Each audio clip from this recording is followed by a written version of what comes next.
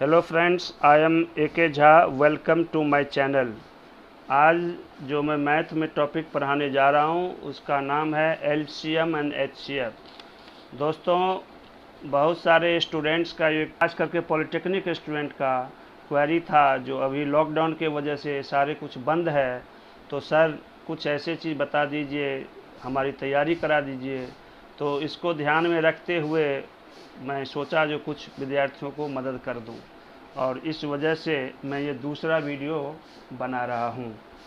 जैसे एलसीएम तो आपने पढ़ा है, आप कहेंगे जो एलसीएम तो बहुत आसान टॉपिक है और है भी, लेकिन कई बार क्वेश्चन जो है सो दूसरे कुछ मुश्किल क्वेश्चन आ जाते हैं जिसको आप नहीं जानते हैं। जैसे अगर मैं कहूँ एलसीएम ऑफ 2/5, 3/10, 4/15, ये क्वेश्चन कई बार आ चुका है। तो इस तरह के क्वेश्चन से आप परिचित नहीं हैं और हो सकता है आप इसमें गलती कर देंगे। तो मैं जैसे आपको बता रहा हूँ उसको ध्यान में रख कर के आप अगर करेंगे तो ये क्वेश्चन का आंसर आप बड़ी आसानी से निकाल लेंगे। जैसे 2/5, 3/10 एंड 4/15, अगर इस तीनों नंबर का एलसीएम निकाला जाए तो एलसीएम निकालने के लिए हम क्या करेंगे, ये ध्यान से सुनेंगे आप। LCM is equal to LCM of numerator divide by HCF of denominator. HCF of denominator.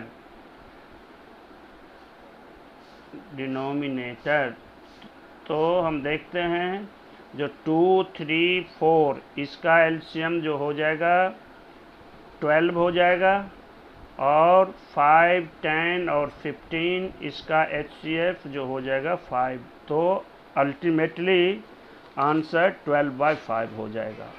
फिर से एक बार मैं इसको बता रहा हूँ। एलसीएम ऑफ 2/5, 3/10 एंड 4/15, ये नंबर इस तरह से हो और उसका एलसीएम निकालने के लिए कहे तो हम क्या करेंगे, न्यूमरेटर का एलसीएम निकालेंगे और उसको डिवाइड करेंगे डिनोमिनेटर के HCF से। जैसे LCM of 2, 3, 4 is 12 and HCF of 5, 10, 15 is 5. Final answer is 12/5. Now come to HCF. In this case, what you will do, HCF of numerator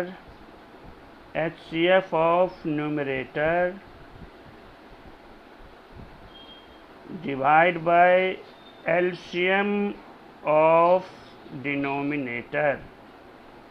LCM of denominator।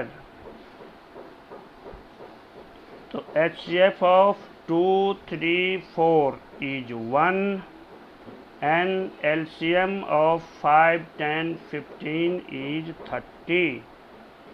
Then 1/30 is correct answer. Sometimes examination में कुछ अलग type के question आ जाते हैं जिसमें बच्चे गलत कर देते हैं। जैसे एलसीएम ऑफ √2 एंड √3, कई बच्चे इसका आंसर √6 लिख देते हैं, जो बिल्कुल गलत है। इसका आंसर होगा LCM does not exist.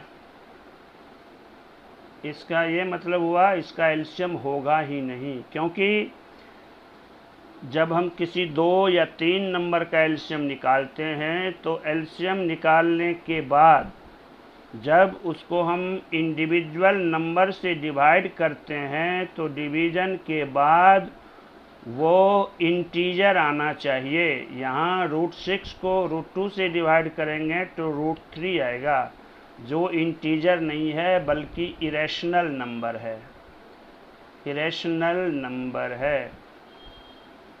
Number है। तो इस प्रकार इसका एलसीएम एग्जिस्ट नहीं करेगा। दूसरा क्वेश्चन लेते हैं हम।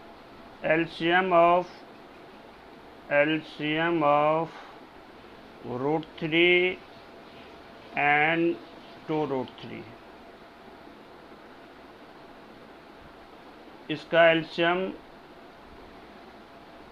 2√3 हो जाएगा, क्योंकि जब हम 2√3 को √3 से डिवाइड करते हैं तो मुझे 2 मिलता है, जो इंटीजर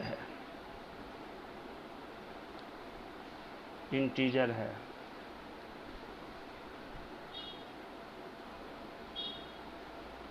और 2√3 को 2√3 से डिवाइड करते हैं तो इस केस में भी मुझे 1 मिलता है, which is integer।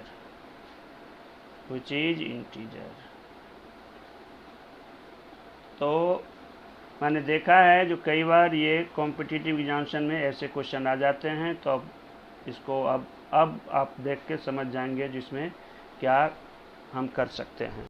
एक अब मैं ट्रिकी क्वेश्चन बताने जा रहा हूँ एलसीएम से, जो 2 साल पहले दिल्ली के पॉलिटेक्निक एग्जामिनेशन में आया था, और इसमें बहुत से स्टूडेंट्स ने इसका गलत जवाब दे के आया था। जैसे LCM of pi and pi square, तो बहुत सारे स्टूडेंट्स ने इसका एलसीएम पाई स्क्वायर लिख के आ गया, जो गलत है, which is wrong। जैसा कि हमने पहले बताया है कि जो एलसीएम हम निकालते हैं उसको अगर उस इंडिविजुअल नंबर से हम डिवाइड करें तो हमें इंटीजर मिलना चाहिए। जब हम यहाँ पाई स्क्वायर लेते हैं और पाई स्क्वायर को पाई से डिवाइड करते हैं तो ये पाई मिलता है, which is irrational number,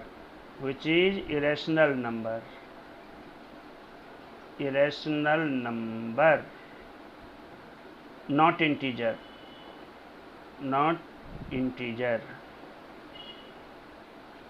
तो इसके ऑप्शन में जो था एलसीएम डज नॉट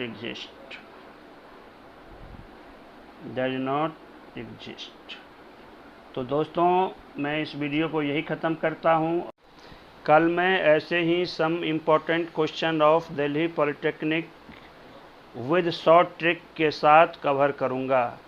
ऐसे इंटरेस्टिंग वीडियोज़ देखने के लिए चैनल को लाइक, शेयर एंड सब्सक्राइब करें और बेल आइकन को दबाना ना भूलें। Thank you.